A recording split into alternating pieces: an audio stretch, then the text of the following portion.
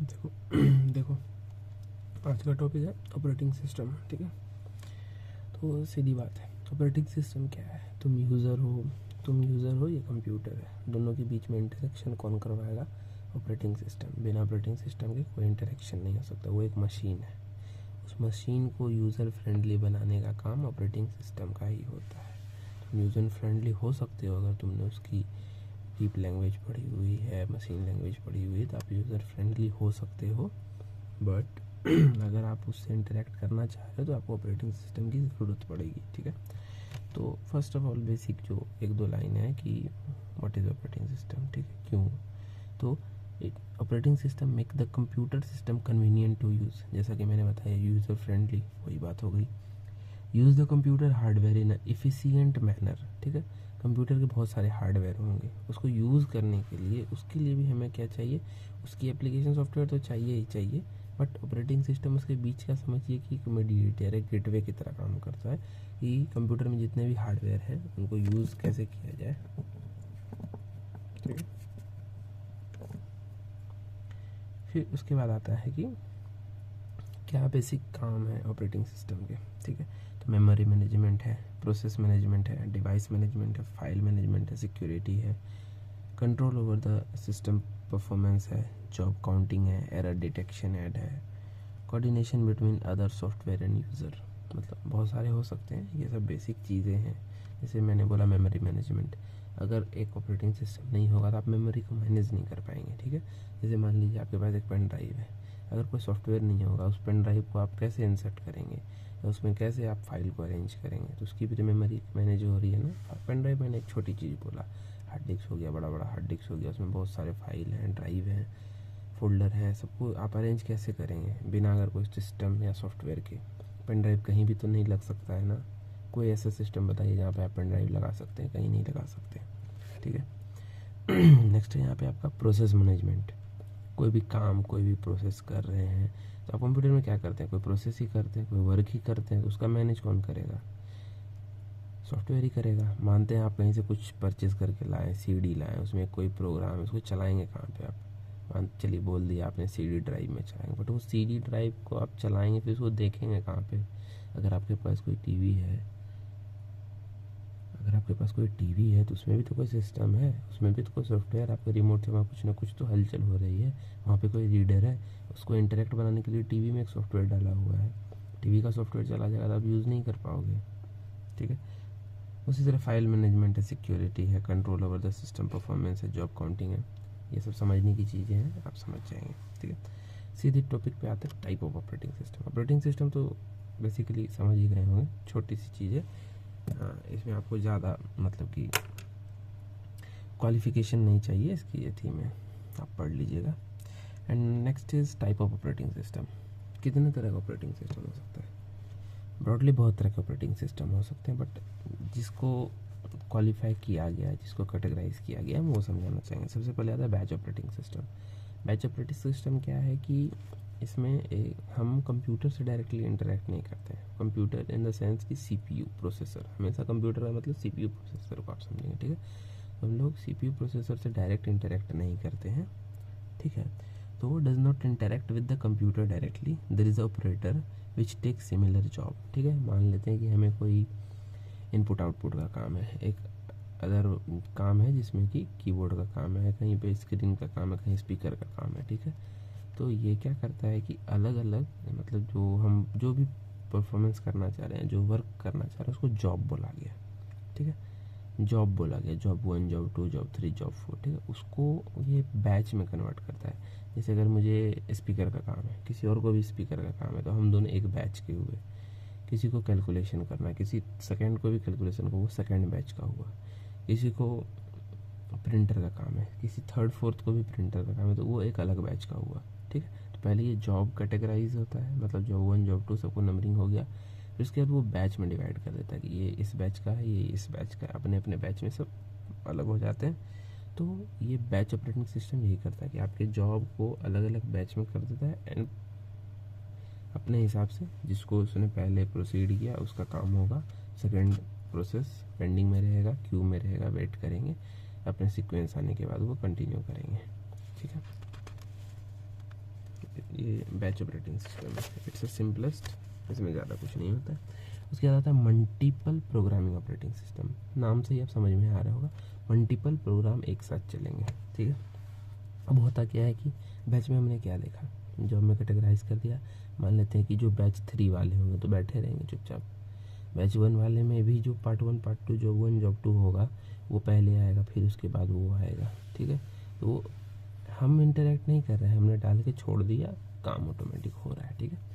But multi programming operating system में क्या होता है कि operating system can be simply illustrated as more than one program is present in the main memory. Main memory में एक से ज़्यादा प्रोग्राम रहते हैं, ठीक है। Only one of them can keep in execution, ठीक है। This is basically use for better execution of the resource, ठीक है। तो इसमें भी थोड़ी सिमिलर कहानी है, बस ये बैच में डिस्ट्रीब्यूट नहीं करता, सारा काम आ गया, जब 1 जब 2 जब 3 सब क्यू में लगे हुए हैं, एक एग्जीक्यूट कर रहा है एंड एक इनिशिएट होने के लिए बी रेडी है, वो जैसे ही एग्जीक्यूट होकर ख़त्म होगा दूसरा आ जाएगा। तो इट्स अ सेम, लाइन में लगे रहिए, आपका सीक्वेंस आएगा, आप काम करोगे, ठीक है। ये मल्टी प्रोग्रामिंग हो गया। इसकी एडवांटेज अगर माने तो multi programming increase the throughput of the system, मतलब हम थ्रूपुट बोले तो जो काम हम करवा सकते हैं किसी सिस्टम से उसको ये इंक्रीज करता है। And second, it help in reducing the response time. तो रिस्पॉन्स टाइम मतलब जो उसमें लेट हो रहा था उसको ये कम करता है, जो बैच में हमारा डिले हो रहा था, ठीक है। फिर आता है मल्टी प्रोसेसिंग ऑपरेटिंग सिस्टम। नाम से आप समझ रहे हो, मल्टी प्रोसेसिंग मतलब कि मल्टी प्रोसेस चलेगा। तो मल्टी प्रोसेस कैसे चलेगा, सीपीयू के पास तो एक ही ऑप्शन है, तो नाम से ही सेंस आप निकाल लीजिए, इसमें मल्टीपल सीपीयू होंगे, 2 सीपीयू 3 सीपीयू है। सारे सीपीयू के पास क्या है, अपना रजिस्टर है, अपना कैच मेमोरी है, सीपीयू है, सीपीयू 1 सीपीयू 2 सीपीयू 3। प्रोग्राम आया, मल्टीपल प्रोसेस चल रहा है, इस सीपीयू में कोई और काम चल रहा है, इस सीपीयू में मानते हैं कि कहीं से प्रिंटिंग का काम चल रहा है, दूसरे सीपीयू में कहीं से मूवी चल रहा है, एक सीपीयू में कुछ कहीं टाइपिंग का काम चल रहा है, कहीं ब्राउजिंग हो रहा है, ठीक है। तो ये हो गया मल्टी प्रोसेसिंग ऑपरेटिंग सिस्टम। इसकी लाइन थोड़ी रीड कर देते हैं हम। Multi processing operating system is a type of operating system in which more than one CPU is use for the execution resources. It better the throughput of the system. It increase the throughput of the system. Basically वही आएगा और improvement हुआ, ठीक है। अब आते हैं multitasking operating system. Multitasking नाम से आप समझिए मल्टीपल टास्क, एक साथ हम एक से ज़्यादा काम कर रहे हैं, यहाँ पे टास्क बोला गया है, यहाँ पे प्रोसेसर या फिर किसी की चर्चा नहीं की गई है। तो ये कैसे होगा, तो multiple operating system is simply a multi programming operating system. एक साथ हम बहुत सारे प्रोग्राम को चलाएंगे with having facility of round robin scheduling algorithm. It can run multiple simultaneously, ठीक है। अब देखिए बात को समझिए कि मान लेते हैं कि जैसे हमारा computer, it's example of multitasking operating system जो यूज़ करते हैं विंडोज़। आप क्रोम खोले, वहाँ पे ब्राउजिंग कर रहे हैं, आप यूट्यूब उसमें चला रहे, चलिए क्रोम में टैब खोल दिया, वो क्रोम की फैसिलिटी है। चलिए हम अपने सिस्टम में आते हैं, हम फाइल भी खोल दिए, हम क्रोम भी खोल दिए, हम VLC भी चला रहे हैं, हम नोटपैड में टाइप भी कर रहे हैं, हम सेटिंग में कुछ छेड़छाड़ भी कर रहे हैं, ठीक है। और भी अगर मान लेते हैं आपका कोई स्टडी ऐप है, आप उसको चला रहे हैं, या कुछ और भी आपकी यूटिलिटी सॉफ्टवेयर है, आप कहीं एडिटिंग कर रहे हैं, इतना सारा काम एक साथ कर रहे हैं। आपको लग रहा होगा कि ये कंप्यूटर है तो कर सकता है, बट वैसा नहीं होता है, ठीक है। एक एल्गोरिदम होता है, राउंड रॉबिन एल्गोरिदम, ठीक है। जैसे आपने VLC चलाया, मतलब वो इतना क्विक फास्ट रोटेट करता है कि आपको लैग पता नहीं चलता है। तो वही जब स्लो हो जाता है तो आपको समझ में आता है कि मेरा कंप्यूटर लैग हो रहा है, स्लो हो रहा है। वो स्लो नहीं हो रहा है, वो प्रोसेस को मैनेज नहीं कर पा रहा है। जैसे कभी आपका सिस्टम स्लो हो जाता है, सब लोग क्या बोलते हैं, अरे सब चीज़ बंद करो, टैब वगैरह क्लोज़ करो, व्हाट इज़ टैब वगैरह क्लोज़ करो। तो आप जो टैब क्लोज़ करते हैं तो वो प्रोसेस कम करते हैं, जो प्रोसेस उसकी मेमोरी में चल रही है उसको आप डिक्रीज़ करते हैं, तो वो ईजिली चलना शुरू हो जाता है। तो राउंड रॉबिन क्या है कि ये आपकी VLC है, ये आपका क्रोम है, ये आपका नोटपैड है, यहाँ पे कोई आपका स्टडी ऐप चल रहा है, ठीक है। तो ये क्या करेगा, 1 सेकंड सबको टाइम देगा, 1 सेकंड मतलब 1 सेकंड में बहुत ज़्यादा बोल रहा हूँ, माइक्रो सेकंड में रहता है, बहुत छोटी। तो थोड़ा टाइम सबको देता है। तो वो इतना कम टाइम रहता है कि आपको लैग पता नहीं चलता, वो ब्लिंक पता नहीं चलता आप, क्योंकि आप म्यूज़िक भी सुन रहे होते हो, वो 1 सेकंड ऐसे क्रॉस हो जाता है, ठीक है। तो ज़्यादा जब प्रोसेस आप डाल देते हैं तो कभी कभी देखते होंगे कि या तो क्रोम रिस्पॉन्ड करना बंद कर दिया, या तो आप नोटपैड में टाइप कर रहे हैं, आपने टाइप कर दिया, वहाँ लिखाया नहीं, या तो आप म्यूज़िक सुन रहे हो तो म्यूज़िक थोड़ी देर के लिए होल्ड हो गया या रुक गया, या फिर वो बफर टाइप का आप बोलते हैं ना, बफर करना। तो ऑफलाइन म्यूज़िक भी बफर होते हैं।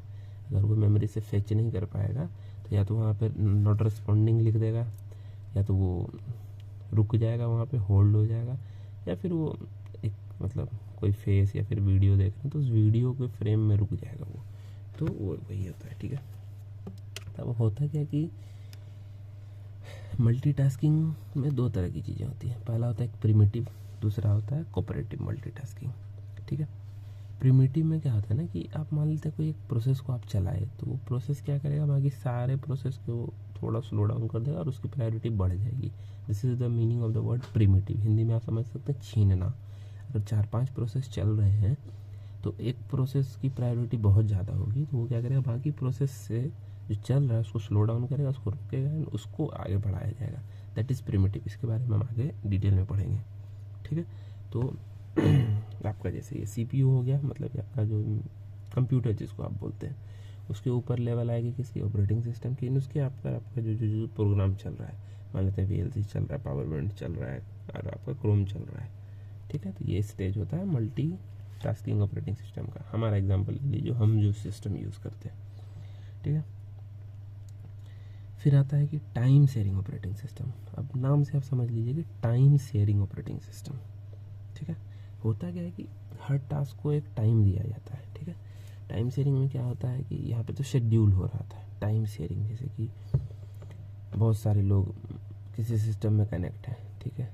आपको 2 मिनट का टाइम दिया कि आपको जो करना उसी में करना है। टाइम शेयरिंग ऑपरेटिंग सिस्टम का मतलब समझिए कि 4 प्रोग्राम है, 2 मिनट बहुत ज़्यादा बोल दिया मैंने, 30 सेकंड का उसको देंगे, फिर आप वेट करिए, फिर 30 सेकंड इसको देंगे। अगर चार प्रोसेस कनेक्ट हैं, 4 यूज़र मान लेते हैं कनेक्ट हैं, ठीक है। टाइम शेयरिंग ऑपरेटिंग सिस्टम, ठीक है। 4 यूज़र हैं तो 30 सेकंड, फिर अगर 30 सेकंड 4 यूज़र अगर कनेक्ट हैं, उस चारों यूज़र को एक साथ हैंडल करने के लिए क्या चाहिए, टाइम शेयरिंग ऑपरेटिंग सिस्टम चाहिए।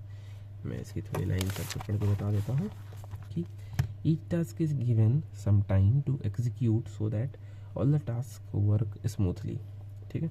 ईच टास्क को कुछ टाइम दिया जाता था कि सब कुछ स्मूथली काम करे, ठीक है।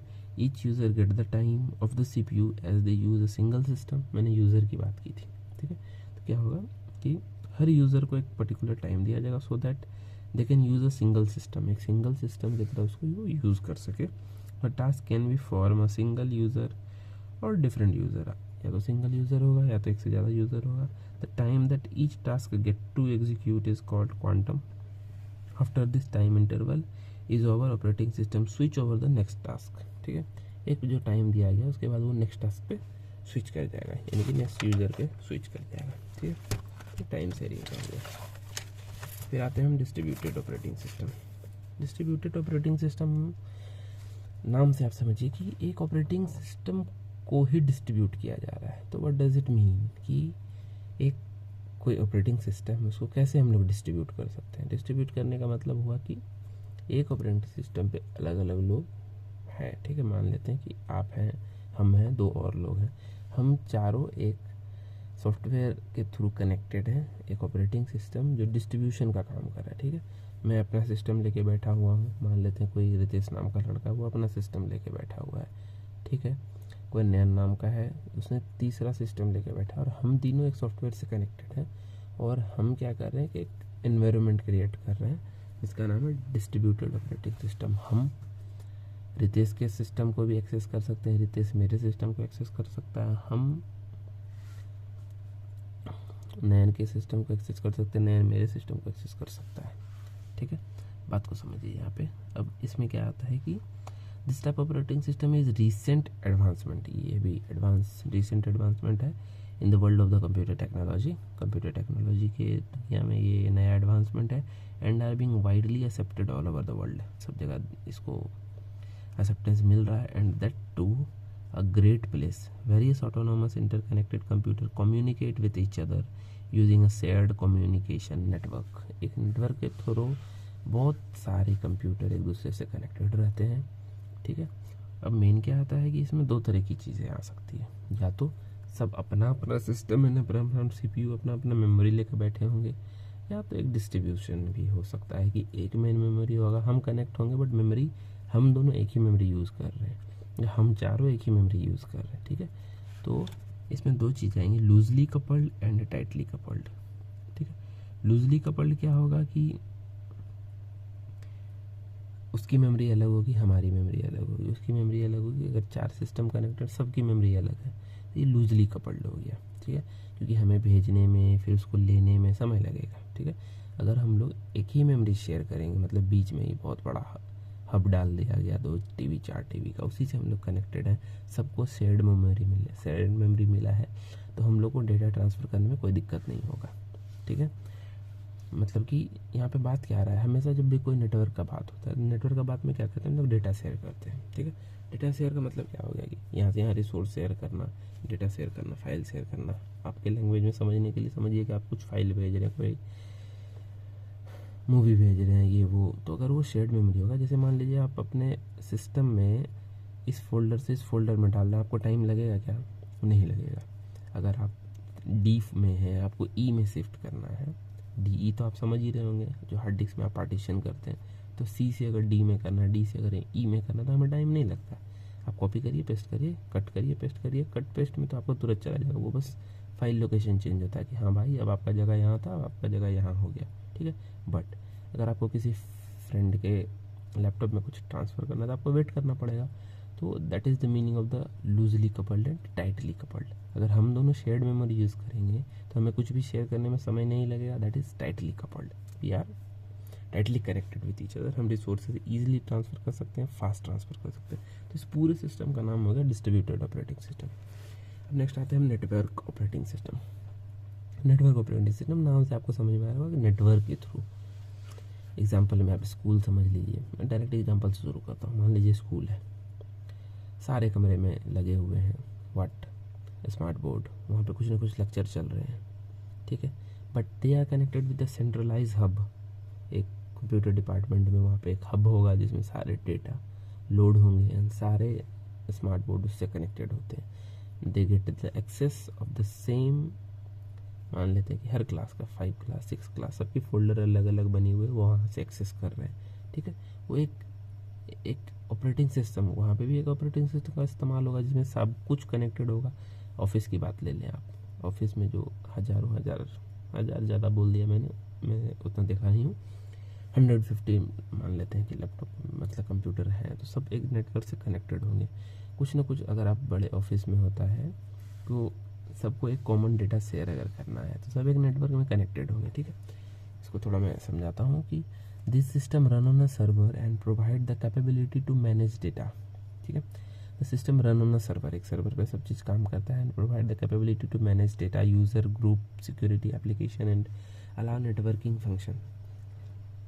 These type of operating system share access of the file, printer, security, application and other network function। मैं बड़ा एग्जांपल लिया, आप छोटा एग्जांपल भी ले सकते हो कि 3-4 लोग एक सिस्टम से कनेक्टेड होंगे। ठीक है, नेटवर्क ऑपरेटिंग सिस्टम से।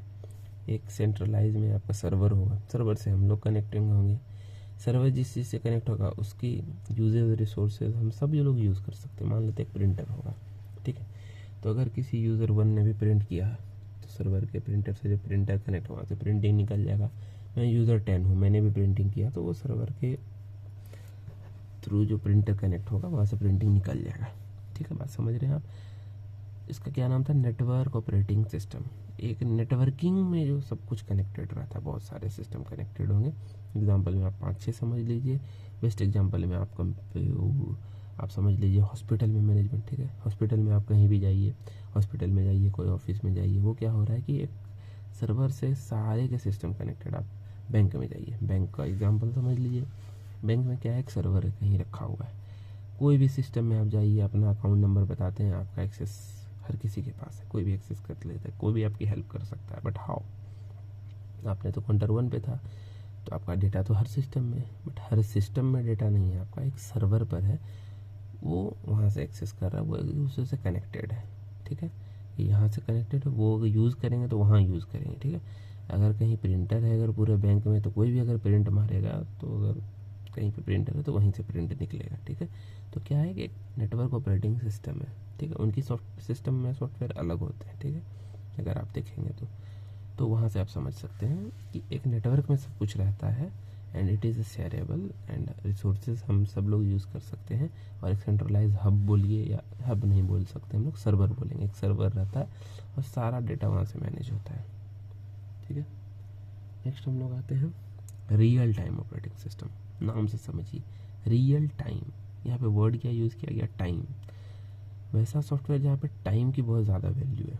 एग्जाम्पल से स्टार्ट करेंगे तो आपको ज़्यादा समझ में आएगा, ठीक है। फर्स्ट ऑफ ऑल मान लेते हैं मिसाइल सिस्टम। समझ सकते हैं कितनी एक्यूरेसी चाहिए टाइम की। अगर बोला गया कि इतना बज के इतना मिनट इतना मिली सेकेंड में लॉन्च होना है तो उसको होना पड़ेगा। Time bomb particular minute particular second fraction of second में उसको अगर फटना है या उसको लॉन्च होना है, ब्लास्ट होना है तो उसको होना पड़ेगा, ठीक है। तो इस तरह में भी तो सॉफ्टवेयर यूज़ होता होगा, हर जगह सॉफ्टवेयर है। टाइमर में आप कैसे इंटरेक्ट कर रहे हैं, कैसे टाइमर लगा रहे हैं, कैसे वहाँ का काउंटडाउन चल रहा है, वहाँ पे तो कोई सॉफ्टवेयर है।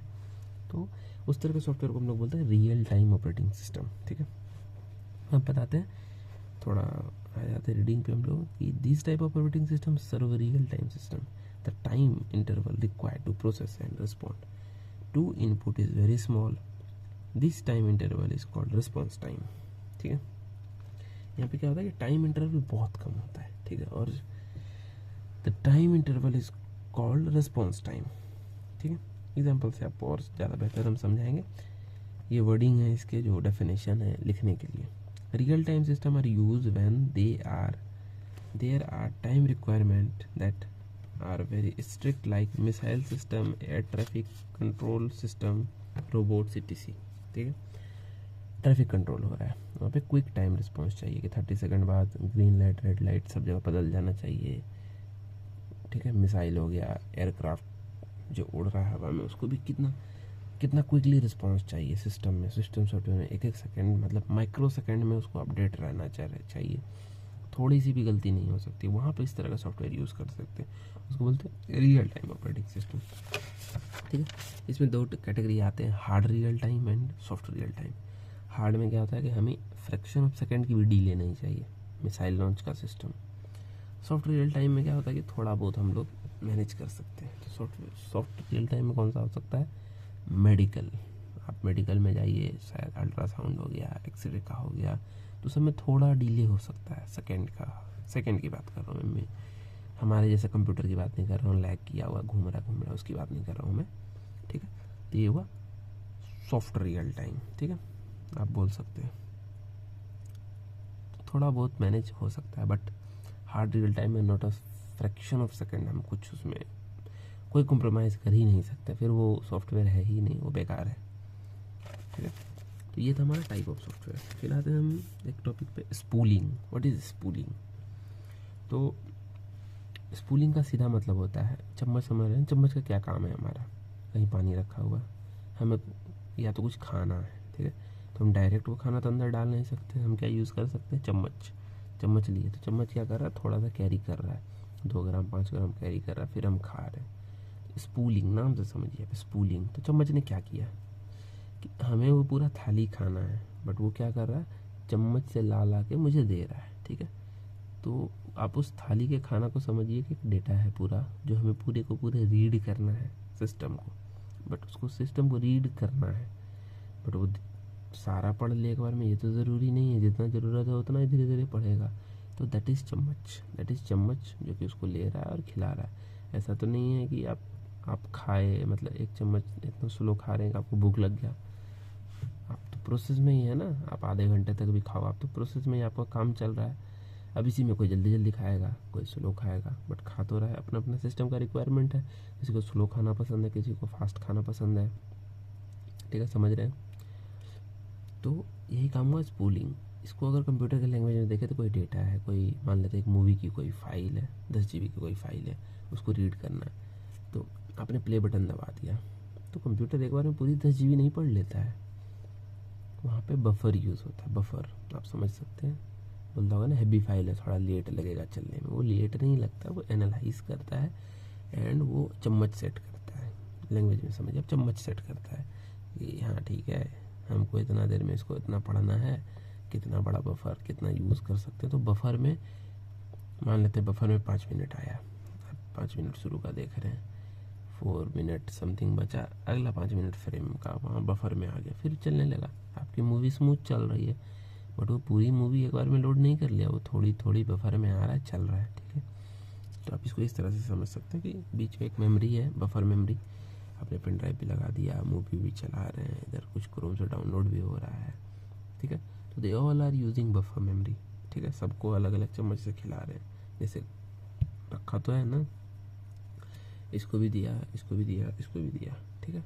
तो सेम काम बफर का होता है, बस इसमें इतना ही समझना है, ज़्यादा नहीं समझना। अब आते हैं प्रोसेस पे। व्हाट इज प्रोसेस, ठीक है। जो भी हम कोई प्रोग्राम को एग्जीक्यूट करते हैं, कोई भी प्रोग्राम को अगर हम एग्जीक्यूट करते हैं तो उसको बोलते हैं प्रोसेस, ठीक है। कोई भी प्रोग्राम आपने, मान लेते हैं आप कोडर हैं, आपने कोई प्रोग्राम बनाया, ठीक है, उसको सेव कर लिया। अब आप उसको जब एग्जीक्यूट करोगे तो प्रोग्राम नहीं रहेगा, वो एक प्रोसेस बन जाएगा। प्रोसेस क्यों बोल रहे हैं इसको, क्योंकि वो एक प्रोसेस में सिस्टम में जाएगा, सीपीयू कंप्यूटर को यूज़ करेगा, उसकी जो रिक्वायरमेंट होगी वो फुलफिल होगा, तो एक प्रोसेस होगा, ठीक है। तब आता है process. A process is basically a program in execution, ठीक है। The execution of a process must progress in a sequential fashion. जैसा आपने प्रोग्राम बनाया होगा, ठीक है, पहले सिस्टम खुलेगा, आपका नेम मांगेगा, मान लेते हैं कोई सॉफ्टवेयर मैंने बनाया है, आपका डिटेल लेगा, फिर वो सेव होगा, फिर वो आपको फाइल्स दिखाएगा, आप वो फाइल प्ले करोगे, आप फाइल चलेगा, जिस तरह से होगा। कोई भी आप खोलते हो तो वो एक सीक्वेंस में ही खुलता है। कोई भी आप सिस्टम चला रहे हो, कोई एप्लीकेशन चला रहे हो, एक सीक्वेंस में। एमएस वर्ड खोले हैं आप, पहले आप ओपन करेंगे, वो विंडोज़ खुलेगा, आप फाइल में जाओगे, फाइल ओपन होगा, फाइल वहाँ पे फेच होगा, फिर आप टाइप करोगे, एक सीक्वेंस में चल रहा है, ठीक है। ऐसा नहीं है कि आप कुछ भी मतलब डायरेक्ट जंप करके कुछ कर सकते हो, ठीक है। आपको एक प्रोसेस में ही जाना पड़ेगा। अगर आपको नया फाइल बनाना है तो आपको खोलना, सिस्टम खोलना, उस एप्लीकेशन को खोलना पड़ेगा, न्यू फाइल वहाँ पे लानी होगी, उसमें आपको लिखना पड़ेगा, ठीक है। कोई शॉर्टकट नहीं है, एक सीक्वेंस फैशन में ही चलता है हर एक प्रोसेस, एक प्रोग्राम बोल सकते हैं, ठीक है। The process is defined as a entity which represent the basic unit of the work to be implemented in the system, ठीक है। When a program is loaded in the memory it become a process. जब भी programme को हम memory में लाते हैं, कोई भी प्रोग्राम है, आप जैसे क्लिक किए मेमोरी में गया, वो एक प्रोसेस बन गया। कोई सॉफ्टवेयर है पड़ा हुआ, ठीक है, कोई दिक्कत नहीं है, लेकिन आप जैसे उसको डायरेक्ट क्लिक करके ओपन किए, वो एक प्रोसेस बन गया, ठीक है। तो प्रोसेस को हम क्या बोल सकते हैं, तो हमारे कंप्यूटर लैंग्वेज में कोई भी प्रोसेस में 4 पार्ट में बढ़ जाता है, ठीक है। Stack, heap, data and text, ठीक है। स्टैक क्या करता है, तो the process stack contain the temporary data such as method, function, parameter. तो आपने प्रोग्राम बनाया होगा, उसमें कुछ ना कुछ आपने कुछ ना कुछ उसमें वेरिएबल्स यूज़ किए होंगे, ये वो, ये चाहिए, वो चाहिए, बहुत कुछ डिक्लेरेशन किए होंगे, तो वो सारा डेटा कहाँ रहता है, स्टैक में रहता है। उसके बाद आता है हीप। हीप क्या करता है कि आपको मेमोरी प्रोवाइड करता है रन टाइम में। रन टाइम में आपको जो मेमोरी चाहिए वो हीप प्रोवाइड करता है, ठीक है। उसके बाद डेटा, मतलब कि समझिए कोई प्रोग्राम है, ठीक है, उसकी 4 पार्ट, जब भी वो प्रोसेस में आएगा तो वो 4 पार्ट में बढ़ जाएगा। ऊपर वाले में क्या होगा, उसकी जो रिक्वायरमेंट है सारा ऊपर में लिखा हुआ है। सेकंड, उसको जो मेमोरी चाहिए, जितना मेमोरी का उसको ज़रूरत है वो सेकंड में रहेगा। तीसरा data, the section contain the global and the static variable, ठीक है। उसके वेरिएबल्स जो हमने क्रिएट किया, कुछ ग्लोबल होंगे, कुछ स्टैटिक होंगे, जो पहले से प्रोग्राम में कुछ जो हम तुरंत ग्लोबली क्रिएट करेंगे, उसकी वो सारी चीज़ें कहाँ रहेगी, डेटा में रहेगी। डेटा मतलब डेटा हो गया। स्टैक में मैंने क्या बोला था, ओवरऑल सब चीज़ होगा कि वो कहाँ से एड्रेस है, उसका एड्रेस कहाँ से फेच करना है, लोकल क्या है, पैरामीटर क्या है, क्या क्या सब उसमें जो मतलब प्रोग्राम में लिखा हुआ वो स्टैक में रहेगा। फिर आता है टेक्स्ट में। चौथा, तो टेक्स्ट में क्या होता है कि this include the current activity represented by the value of the program counter and the content of the process register. तो टेक्स्ट में कुछ नहीं है, टेक्स्ट में क्या है, अभी क्या चल रहा है, ठीक है। This include the current activity represent, अभी क्या चल रहा है, नेक्स्ट कहाँ पे उसको क्या करना है, ठीक है। तो प्रोसेस का एक खासियत है कि नेक्स्ट स्टेप मतलब नेक्स्ट फ्रैक्शन ऑफ सेकंड में उसको क्या करना है, उसकी एड्रेस उसके पास पहले से लिखी हुई रहती है। क्योंकि प्रोग्राम है ना, जब आप जैसे प्रोग्राम को ऑन करते हो ऊपर से नीचे सबको पढ़ लेता है, ठीक है। तो टेक्स्ट में वहाँ पे लिखा रहता है अगला कहाँ पे फोकस करना है। कंप्यूटर कभी भी मेमोरी में ऐसे नहीं खोल के जाता, सी में जाओ, सी में वहाँ जाओ, उसका एक लोकेशन होता है, वो लोकेशन वहाँ पे लिखा हुआ है, तो उस लोकेशन को डायरेक्ट जाता है। ठीक है, तो 4 पार्ट हो गए कोई भी प्रोसेस के, stack, heap, data and text. Text में क्या होता है, प्रोग्राम काउंटर होता है। प्रोग्राम काउंटर का मतलब होता है कि प्रोग्राम का अगला स्टेप कहाँ पे होगा, अगला टारगेट कहाँ पे होगा, वो लिखा हुआ रहता है। अगला वर्क कहाँ पे ये एग्जीक्यूट होगा, उसका टारगेट रहता है उसका। ठीक है, अब आते हैं कोई भी प्रोसेस की लाइफ साइकिल क्या हो सकती है।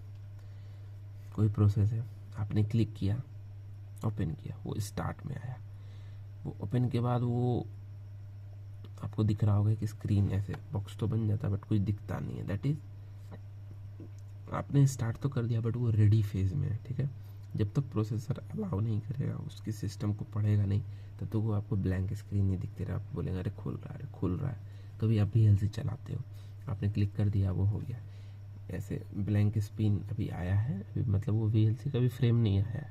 फिर धीरे धीरे VLC का फ्रेम आता है, फिर उसमें आप जो मूवी चलाना चाह रहे हो वो लोड ले रहा होता है। ठीक है, तो that is in the ready state. Ready state में, रनिंग में नहीं आया। ठीक है, बात को समझिएगा। स्टार्ट हुआ, जब आपने क्लिक किया, आपने जैसे ही ओपन का बटन दबाया, वो स्टार्ट हुआ।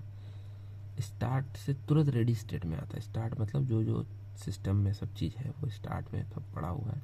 जैसे आपने क्लिक किया, वो रेडी स्टेट में जाना गया। ठीक है, रेडी स्टेट से रनिंग में तब तक नहीं आएगा जब तक उसको मेमोरी एलोकेट नहीं होगा, प्रोसेसर अलाउ नहीं करेगा। प्रोसेसर अलाउ नहीं करेगा, आप थक जाओगे, ओपन करते करते नहीं होगा। आप क्या करोगे, सिस्टम रिबूट करोगे। क्यों करोगे, क्योंकि बेकार की चीज़ें जो चल रही है वो बंद हो जाएगी। फिर से आप ओपन करोगे, आपका सिस्टम चलने लगेगा। आपको लगेगा कि रिबूट करना है सॉल्यूशन है, that is not the solution. आपका प्रोसेसर इंगेज है, दैट्स वाई आपका फंक्शन, आपका वो प्रोग्राम, आपका वो VLC, आपकी मूवी नहीं चल पा रही है।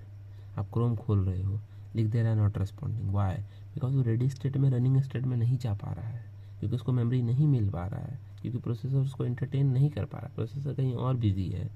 प्रोसेसर को हर एक प्रोग्राम के साथ इंटरेक्ट होना पड़ता है, तभी वो चलेगा।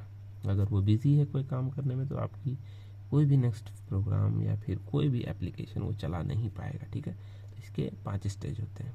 First of all start. Start तो आप समझ गए, क्लिक किया आपने, ओपन बटन दबा दिया, वो स्टार्ट हुआ। बट स्टार्ट आपका स्टार्टिंग में हो गया, उसके बाद आता है रेडी स्टेट। आपने जैसे ओपन किया वो रेडी में चला गया, बट वो स्टार्ट तभी होगा जब वो रनिंग में जाएगा। तो स्टार्ट, रेडी, रनिंग। रनिंग हो गया, रनिंग में मान लेते हैं कि आपने क्रोम खोला, अब आपको कुछ अपलोड करना है, आपने अपलोड के बटन दबाया। अब क्या होगा, आपको फाइल का एक्सेस चाहिए, तो आपको थोड़ा देर के लिए होल्ड करेगा। ठीक है, होल्ड करे तो आप कहाँ चले जाएंगे, वेट कंडीशन में। ठीक है, मान लेते आपको कुछ प्रिंट करना है, तो आप तब तक के लिए होल्ड पे रहेंगे। प्रिंटर अगर इंगेज है तो आप होल्ड रहेंगे, तो आप वेट में चले जाएंगे। जैसे ही आपका प्रिंटर खाली होगा, आप फिर से रेडी से रनिंग में स्टेट में आ जाएंगे। ठीक है, तो स्टार्ट, रेडी, रनिंग, बीच में आता है वेट, एंड साइड में टर्मिनेट। मान लेते हैं कि आपकी काम खत्म हो गई, आपको टर्मिनेट कर दिया जाएगा। मूवी खत्म हो गई, ऐप बंद हो जाएगा, फाइल एक्सेस हट जाएगा। ठीक है, जो भी आप एक्सेस लिए हैं वो हट जाएगा। ठीक है, तो बस यही 5 होता है। ठीक है, स्टार्ट होगा, स्टार्ट से रेडी में जाएगा, रेडी से रनिंग में जाएगा, रनिंग से वो वेट में आ जाएगा, पॉज में आ जाएगा आप बोल सकते हैं, और वेट के बाद फिर से रेडी, रेडी के बाद फिर से रनिंग, और रनिंग के बाद अगर फिनिश हो जाएगा तो वो टर्मिनेट हो जाएगा। बस यही होता है। यहाँ तक समझ गए। उसके बाद आता है PCB, process control block. Process control block क्या होता है, ये process control block is a data structure maintain by the operating system. एक ऑपरेटिंग सिस्टम भी एक डेटा स्ट्रक्चर को मेंटेन करता है। What is data structure, data को एक मेथड में, सीक्वेंस में कहीं भी स्टोर करना ही डेटा स्ट्रक्चर होता है। बहुत तरह के होते हैं, तो ऑपरेटिंग सिस्टम भी अपना एक डेटा स्ट्रक्चर मेंटेन करता है हर एक प्रोसेस का। कोई भी प्रोसेस अगर चल रहा है, मान लेते हैं VLC चला रहे हैं, क्रोम चला रहे हैं, नोटपैड खोले हैं, तो हर एक प्रोसेस है, सबका वो क्या करता है कि एक data structure PCB, process control block नाम का एक उसका डेटाबेस होता है। डेटाबेस में बड़ा वर्ड यूज़ कर रहा हूँ, डेटा स्ट्रक्चर होता है, उसमें वो उसको स्टोर करता है। ठीक है, डेटा स्ट्रक्चर में अपना अपना एक तरीका होता है स्टोर करने का। ठीक है, तो उसमें क्या होता है कि define by N integer process ID। ठीक है, PCB में मान लेते हैं ID1, ID2, ID3, तो उसका एक PID होगा हर प्रोसेस का। ठीक है, एंड उसके अंदर बहुत सारे डेटा होंगे, सेव रहते हैं। उस प्रोसेस को क्या चाहिए, वो प्रोसेस क्या कर रहा है, नेक्स्ट स्टेप उसका क्या है, तो ये सारी डिटेल्स उसमें होती है। मान लेते प्रोसेस स्टेट, सबसे पहला क्या लिखा हुआ था, प्रोसेस स्टेट की अभी वो प्रोसेस किस स्टेट में, क्या रेडी में है, रनिंग में है, वेट कर रहा है, टर्मिनेट हो गया, वो प्रोसेस 1 का प्रोसेस स्टेट होता है ना। किसी की फाइल खोलना, हाँ भाई क्या नाम है, अच्छा ये ठीक है, ये अच्छा तुमने ये सब किया, तुम्हारी ये क्वालिफिकेशन है, आप फाइल देख के समझ जाते हो ना। तो इसी तरह ऑपरेटिंग सिस्टम ज़्यादा दिमाग नहीं लगाता, जो भी प्रोसेस चल रहा है उसका एक पीसीबी डेटा स्ट्रक्चर क्रिएट करता है, उसमें उसको एक आईडी इनिशिएट करता है, हाँ ठीक है 101 102 103 104 101 खोला, अच्छा तुम अभी रेडी स्टेट में हो, अच्छा तुमको रनिंग में जाना, अच्छा तुम अभी पॉज हो, अच्छा तुम टर्मिनेट हो चुके हो, ठीक है। तो कहता है process privilege, this is required to allow disallow the system resources. Second में क्या लिखा था, इसको क्या चाहिए, इसको माउस का रिक्वायरमेंट है, इसको कीबोर्ड का रिक्वायरमेंट है, इसको प्रिंटर का रिक्वायरमेंट है, इसको स्पीकर का रिक्वायरमेंट है। आपने प्ले कर दिया, स्पीकर में आवाज़ नहीं जा रहा, आप बंद करके फिर से चला रहे हो, क्यों, क्योंकि उसको आउटपुट वो मिला नहीं, ठीक है।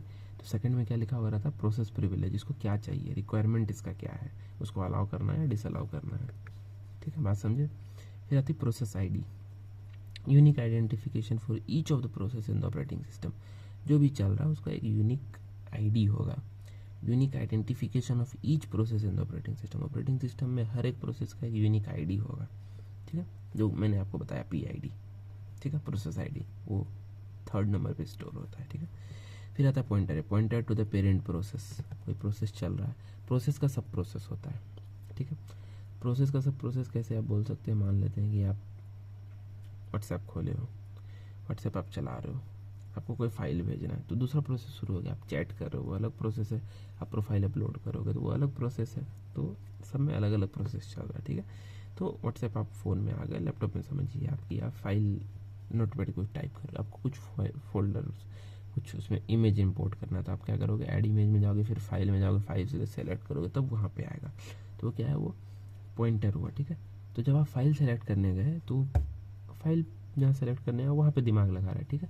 तो पेरेंट प्रोसेस को वो पॉइंट करके वहाँ पे लिखा हुआ रहता है, ठीक है, हमको फाइल लेके हमको वापस वहाँ पे जाना है, ठीक है। तो कोई बड़ा ज्ञान ही नहीं है कि उसको पता है ऐसे ऐसे करना, आपको तो ईजिली लग रहा है, बट आप जब फोल्डर में गए फ़ोटो खोजने के लिए तो उसको याद है, अच्छा मतलब हिंदी में मतलब बोल रहा हूँ कि सर गए फोल्डर लाने के लिए, हमको याद रख मतलब फाइल लाने के लिए, इमेज लाने के लिए हमें याद रखना पड़ेगा कि हमें वापस आना है यहीं पे, तो वहाँ पे पॉइंटर यूज़ होता है जो पेरेंट प्रोसेस को पॉइंट करके रखता है, ठीक है। यहाँ के बाद ये था, यहाँ के बाद ये था, क्योंकि अगर वो पॉइंट भूल जाएगा कि हम क्या करने गए थे तो नॉट रिस्पॉन्डिंग हो जाएगा। थोड़ी सी भी अगर वो मेमोरी मतलब वो पॉइंटर को नहीं अगर वो संभाल पाया तो आप नॉट रिस्पॉन्डिंग हो जाएगा, वो फाइल आपका थी हो जाएगा, बोलोगे ना अरे यार इतना लिखे थे, काम कर नहीं कर रहा है, आपको अब क्लोज करना पड़ेगा, क्यों, क्योंकि भूल गया कि हम कहाँ थे, अब कहाँ आना है वापस, ठीक है। फिर था प्रोग्राम काउंटर, प्रोग्राम काउंटर का हमने चर्चा पहले भी किया था। प्रोग्राम काउंटर मतलब कि नेक्स्ट स्टेप क्या है, ठीक है, नेक्स्ट स्टेप क्या है, कहाँ जाना है, ठीक है। मान लेते हैं आप ऐड इमेज पे जैसे ही क्लिक किए तो प्रोग्राम काउंटर में क्या है, अब हमको फाइल में जाना है, अब हमको फाइल में जाना है, मतलब वो ऐड इमेज के बटन के पीछे एड्रेस लिखा हुआ था फाइल का, आपने जैसे क्लिक किया तो वहाँ पे आ गया प्रोग्राम काउंटर में, अब हमको फाइल में जाना है, वहाँ से फाइल से पिक्चर को उठा के लाना है, ठीक है। प्रोग्राम काउंटर का यही काम है कि अगले स्टेप का उसके पास लिखा हुआ रहता है, नेक्स्ट स्टेप का लोकेशन क्या है, ठीक है। अब आता है CPU रजिस्टर। अब CPU में बहुत सारे रजिस्टर होते हैं, तो अब उस प्रोग्राम में कौन सा रजिस्टर यूज़ हो रहा है, उस रजिस्टर का नाम कहाँ पे लिखा होगा, तो CPU रजिस्टर वाले, मतलब कि जैसे कोई प्रोसेस का ऐसे ऐसे सारा डिटेल फाइलिंग जैसे बोलते हैं ना, तो उसी तरह वहाँ पे वो हर हमेशा अपडेट होते रहता है, ठीक है, तो वहाँ पे वो लिखा हुआ रहता है। और ऑपरेटिंग सिस्टम अपने सुविधा के लिए इतनी सारी चीज़ें मेंटेन करके रखता है एंड प्रोसेस में उसी को वो पढ़ते रहता है। फिर आता है CPU शेड्यूलिंग इन्फॉर्मेशन, उसमें लिखा हुआ था अब इसको कौन से शेड्यूल से इसका वर्क चल रहा है, ये प्रोसेस कौन से शेड्यूल में है, जैसे बहुत सारा शेड्यूलिंग हम पढ़ेंगे अभी। अब आता है मेमोरी मैनेजमेंट इन्फॉर्मेशन। फिर मेमोरी मैनेजमेंट आता है कि इसको मेमोरी कहाँ एलोकेट होगा, कौन से फोल्डर में रखाएगा, किस तरह की मेमोरी इसको देनी है, टेम्पररी परमानेंट सेव होगा या फिर सिर्फ रैम में यूज़ होगा, ख़त्म हो जाएगा, ठीक है। मेमोरी की क्या लिमिटेशन है, कितना लिमिटेशन है, इतना ही देना है या ज़्यादा देना है, ठीक है। फिर आते हैं accounting information, this include amount of the CPU use for the process execution, limit execution, ठीक है। अब आता है अकाउंटिंग इन्फॉर्मेशन, अकाउंटिंग का सीधा मतलब हिसाब किताब, ठीक है, कि CPU एग्जीक्यूशन, टाइम लिमिट, कितना टाइम तक इसको देना है, कितना सीपीयू एग्जीक्यूट करेगा, हिसाब किताब, accounting information. This include the amount of CPU used for the process में आपने पूरा सीपीयू कितना यूज़ किया वो लिखा हुआ रहेगा। ठीक है, नेक्स्ट आते हैं कि आईओ स्टेटस। आईओ मतलब इनपुट आउटपुट, आपने कौन सा इनपुट आउटपुट यूज़ किया, कौन सा पेरिफेरल यूज़ किया, माउस किया, कीबोर्ड किया, प्रिंटर किया, मॉनिटर किया, सारा कुछ लिखा हुआ रहेगा।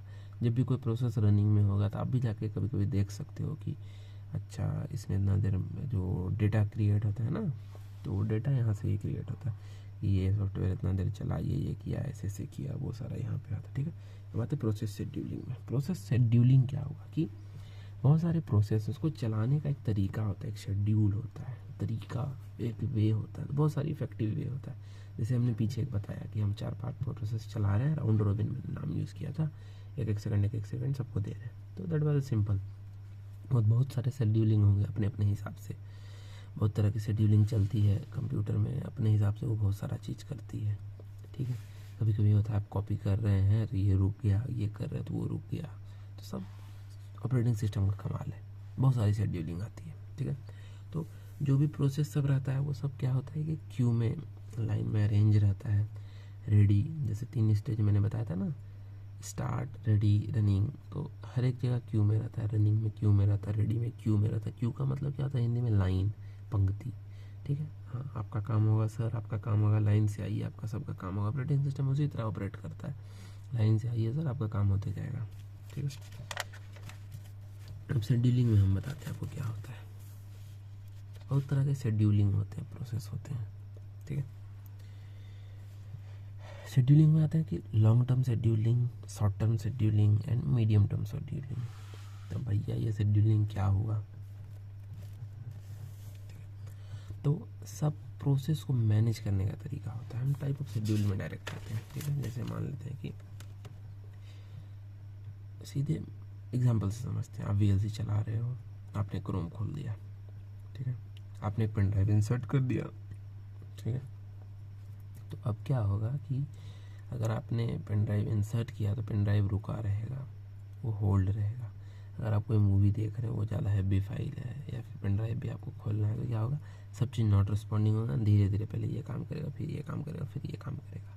ठीक है, ऑपरेटिंग सिस्टम प्रायोरिटी देख रहा है कि किसकी ज़्यादा प्रायोरिटी है, कौन सी फाइल की ज़्यादा प्रायोरिटी, क्या ज़रूरत है, उस हिसाब से कंटेक्ट स्विचिंग एक वर्ड है। कंटेक्ट स्विचिंग का मतलब होता है कि जैसे आपने कोई मूवी चलाई थी, ठीक है, तो वो क्या होगा कि वो उसी पॉइंट पे रुका रहेगा।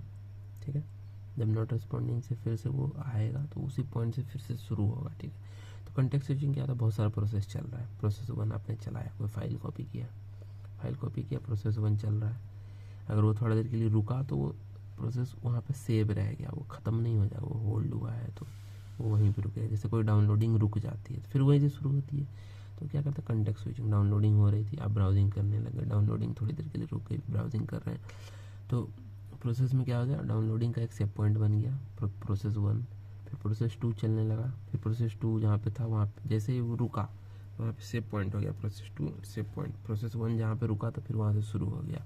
ठीक है, कंटेक्स्ट स्विचिंग मतलब आप समझ सकते हैं, जैसे मैंने बताया था कि वीएलसी भी चल रहा है, वर्ड भी चल रहा है, क्रोम भी चल रहा है, सब एक धीरे धीरे चला, ये इसको टाइम दिया, इसको टाइम दिया, इसको टाइम दिया, इसको टाइम दे के जब ये क्रोम के पास आया, मान लें वीएलसी को टाइम दे के क्रोम के पास आया, तो वीएलसी को जहाँ पे छोड़ा था उसको याद रखना होगा कि कहाँ पे छोड़े थे। फिर क्रोम में गया, क्रोम में फिर छोड़ा गया नोटपैड में, नोटपैड से फिर आया वीएलसी में, तो जहाँ पे छोड़ा था फिर वहाँ से कंटिन्यू करेगा, फिर उसको चलाएगा, फिर इसको चलाएगा, फिर इसको चलाएगा, कंटेक्स्ट स्विच करते रहता है। प्रोसेसर एक बार में मल्टी प्रोसेसर तो मल्टी प्रोग्रामिंग तो बोलते हैं, बट मल्टी प्रोग्राम के पीछे बहुत ही ये बेसिक चीज़ है कि वो सबको टाइम देता है एंड सेपरेट टाइम देता है, खट खट खट खट खट खट खट खट, वो इतना फास्ट रोटेट हो गया कट सबको टाइम देता है कि इससे भी मिल लिया, उससे भी मिल लिया, उससे भी पता ही नहीं चला। अच्छा, उसको लग रहा है कि अरे ये तो मेरे पास ही था, ये तो मेरे पास ही था, बट सबके पास था वो, बट बहुत मिनिमम टाइम में वो सिर्फ स्विच करता है, तो ये कंटेक्स्ट स्विचिंग हुआ। ठीक है, तो फिर आता है शेड्यूलिंग एल्गोरिदम, बहुत सारे शेड्यूलिंग एल्गोरिदम, जैसे फर्स्ट कम फर्स्ट सर्व। ठीक है, सबसे बेसिक हुआ, जो आप सबसे पहले ओपन करोगे पहले वो चलेगा। ठीक है, फर्स्ट कम फर्स्ट सर्व। फिर आता है कि शॉर्ट जॉब नेक्स्ट, जो सबसे छोटा काम होगा। जैसे मान लो कोई फाइल को यहाँ से यहाँ उठा के रखना है तो वो काम फटाक से हो जाता है। डेस्कटॉप पे आप ऐसे ऐसे नचा रहे हैं कोई फाइल को, तुरंत तुरंत हो जा रहा है। यही फाइल को आप पेन ड्राइव में डालिए, लेट होगा। तो शॉर्ट जॉब नेक्स्ट, जो छोटा काम है वो जल्दी हो जाएगा, जो बड़ा काम है वो आराम से होगा। ठीक है। प्रायोरिटी शेड्यूलिंग, जैसे मैंने बोल दिया कि अगर आप मूवी चलाए हैं, ठीक है, आप नोटपैड पे लिखने अगर प्रायोरिटी आपकी नोटपैड होगी तो वो मूवी रुक जाएगा, पहले ये चलेगा, वो होल्ड होगा। ठीक है। प्रायोरिटी शेड्यूलिंग इस तरह के सॉफ्ट बनाया जाता है शेड्यूलिंग। अब आप जो चलाना चाहोगे, जैसे आप समझ सकते हो कुछ चला रहे हो, नहीं चल रहा है, आप क्या करते हो, रन एज एडमिनिस्ट्रेटर करते हो। ठीक है। तो बाकी चीज़ें थोड़ी देर के लिए होल्ड हो जाती है और वो रन एज एडमिनिस्ट्रेटर चलता है। आप इसको अप्लाई करके देख सकते हो। मैं मतलब बता रहा हूँ कि इसकी बैकग्राउंड में क्या काम होता है। ठीक है। फिर आता है शॉर्टेस्ट रिमेनिंग टाइम। ठीक है, बहुत सारा प्रोग्राम चल रहा है तो अब जिसका कम वक्त बचा है उसको जल्दी से फिनिश कर देगा। Shortest remaining time first. ठीक है। फिर राउंड रॉबिन, राउंड रॉबिन मैंने बताया सबको fraction of second cut cut cut cut cut cut cut सबको देना है। ठीक है। फिर मल्टीपल लेवल क्यू शेड्यूलिंग। ठीक है। Multiple level queue scheduling mode, level पे क्यू, क्यू का मतलब लाइन में लगा के उसको शेड्यूल करना है। ठीक है।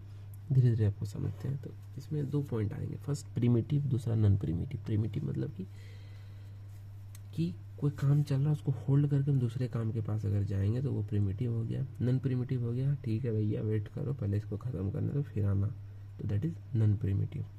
ठीक है। जैसे कि फर्स्ट कम फर्स्ट सर्व, जो पहले प्रोग्राम खुलेगा वही पहले काम करेगा, दूसरा कुछ नहीं हो सकता है। ठीक है। That is first come first serve. हाँ, बहुत सारे ऑपरेटिंग सिस्टम में अलग अलग अपने ज़रूरत के हिसाब से होगा। ठीक है। फिर आता है कि प्रिमिटिव। प्रिमिटिव मतलब कि छीनना, पीछे भी हमने डिस्कस किया कि कोई काम चल रहा है उसको रोक देगा, तुम रुको बीच में, हम दूसरा को देखेंगे, फिर उसको रोकेगा, फिर तीसरा को देखेगा, फिर पहला को देखेगा, दूसरा को देखेगा। तो जो एल्गोरिथम यूज़ होगा उस तरह से तो प्रिमिटिव नॉन प्रिमिटिव डिफाइन होगा। अब कोई भी जो शेड्यूलिंग होगा, कोई भी प्रोसेस को जो काम में लगाएगा उसकी कुछ कुछ टर्मिनोलॉजी होगी। सबसे पहले आता है अराइवल टाइम। तो कोई प्रोसेस आपने स्टार्ट किया, जैसे VLC आपने ओपन किया तो अराइवल टाइम मान लेते हैं कि 9:10:52 में वो अराइव हुआ, आपने क्लिक किया, खटखट ओपन हुआ, वहीं से टाइम काउंट शुरू हो जाएगा। ठीक है। अब होता है कंप्लीशन टाइम। आपने मूवी देखा, कितना देर देखा, वो कंप्लीशन टाइम हुआ। ठीक है। मान लेते कोई प्रोसेस है उसको 5 सेकंड का काम है तो वो आपने क्लिक किया, वो स्टार्ट हो गया। ठीक है। कंप्लीशन टाइम उसको 5 सेकंड चाहिए। ठीक है, प्रोसेस को कंप्लीट होने में। ठीक है। तो ब्रश टाइम आता है, तो जब आप क्लिक करते हो तो घूरते जो रहता है, घूमता है, बफरिंग जो होता है वो दैट इज़ ऑल्सो उसी में काउंट हो रहा है। ठीक है, कितना टाइम लगा है। बट ब्रश टाइम क्या होगा कि जितने देर वो प्रोसेस चला। ठीक है। Time require by a process नहीं, जितना देर का उसका काम है। मेरा काम था 5 सेकंड में, मैं जैसे बोलता हूँ ना सर 1 मिनट में लीजिए, 1 ही मिनट का काम है, तो मेरा काम 1 ही मिनट का था बट मैंने वेट कितना किया, 2 घंटे वेट किए। ठीक है। तो सबसे पहले आता है अराइवल टाइमिंग। जैसे मान लो कि आप कोई ऑफिस में गए, अराइव आप 8 बजे हो गए। कंप्लीशन टाइम, ठीक है, कितने बजे ख़त्म हुआ था, आप गए मानते हैं 8 बजे गए, आपका काम 10 बजे ख़त्म हुआ। ठीक है। ब्रश टाइम, कितना देर का काम था आपका, काम आपका 5 ही मिनट का था बट आपको कितना टाइम, कब आए कब गए, कितना देर का काम था, कितना देर आपको वेट करना पड़ा। ठीक है।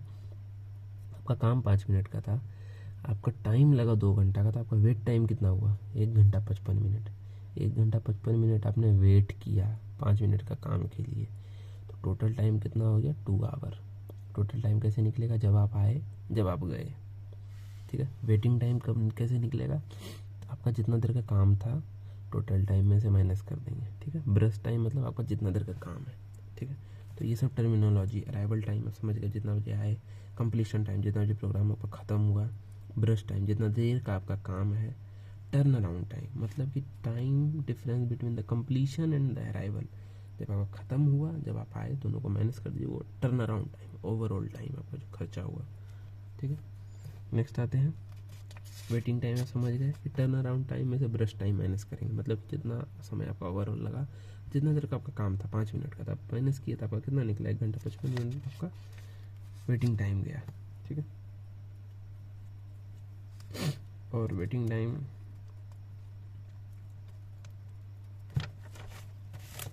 ठीक है। अब उसी में एल्गोरिथम आता है फर्स्ट कम फर्स्ट सर्व। आप समझ ही गए होंगे जो पहले आएगा उसका काम होगा, बात खत्म है। जो पहले आया तो टाइम रहेगा, 0 सेकंड पे ही आया, 1 मिनट पे ही आया, 2 मिनट पे। सरकारी ऑफिस का धंधा समझ लीजिए, जैसे जो पहले आया वैसे काम होगा, घूस वाली बात अलग है। फिर आता है शॉर्ट जॉब नेक्स्ट, जिसका कम काम है। किसी को जैसे खाली मोहर मारना है, किसी को साइन करवाना है, वो सब छोटा छोटा काम है तो वो सब पहले होगा। किसी का ड्राफ्टिंग करना है तो वो लेट से होगा, बोलेगा भैया आप वेट करिए। दुकान का सिस्टम समझ लीजिए आप, सेम उसी तरह से इसमें भी होता है, सीपीयू में भी होता है, ठीक है। फिर आता है प्रायोरिटी बेस्ड शेड्यूलिंग, ठीक है। फिर समझिए कि आप गए कोई ऑफिस में, वहाँ कोई बड़ा आदमी आ गया, अरे सर आइए सर आइए, उसकी प्रायोरिटी ज़्यादा थी, उसका काम करके निकल दिया, आप बोलते रह गए अरे हम कब से खड़ा है हमको नहीं हुआ। सेम काम सीपीयू भी करता है, हर जगह ये सिस्टम है, ठीक है। तो प्रायोरिटी बेस्ड शेड्यूलिंग, कोई भी प्रोग्राम जब चलता है उसमें प्रायोरिटी लिखा हुआ रहता है, ठीक है। कोई भी प्रोग्राम है उसमें दिया हुआ रहता है प्रायोरिटी 1, प्रायोरिटी 2, प्रायोरिटी 3, जिसकी जितनी ज़्यादा प्रायोरिटी रहेगी, ठीक है, नंबरिंग, जिसकी जितने उसको ज़्यादा वैल्यू मिलेगा, उसको जल्दी प्रोग्राम को ख़त्म होगा, उसके ज़्यादा shortest remaining time. Shortest remaining time में मतलब कि जिसका कम समय बचा रहेगा उसको एग्जीक्यूट करेंगे। एक लाइन से चले, जिसका कम समय बचा उस पर ध्यान दिए, जैसे उसको कम करते गए दूसरा कम हो गया तब तक में, तो उसको भी कम, फिर उस पर ध्यान दे दिए, ठीक है। जिसका जैसे होता है ना, बहुत देर से काम करना, अच्छा सर मेरा काम हो गया, खाली अब साइन करना बाकी है, तो साइन कर दिए हो गया, तो उसका शॉर्टेस्ट रिमेनिंग टाइम था। बाकी का भी ड्राफ्टिंग करना बाकी है, उसका बस साइन करना बाकी था, ड्राफ्टिंग हो गया था, तो शॉर्टेस्ट रिमेनिंग टाइम हुआ, ठीक है। फिर नेक्स्ट आता है हमारा डेडलॉक, तो इस पर कल बात करेंगे।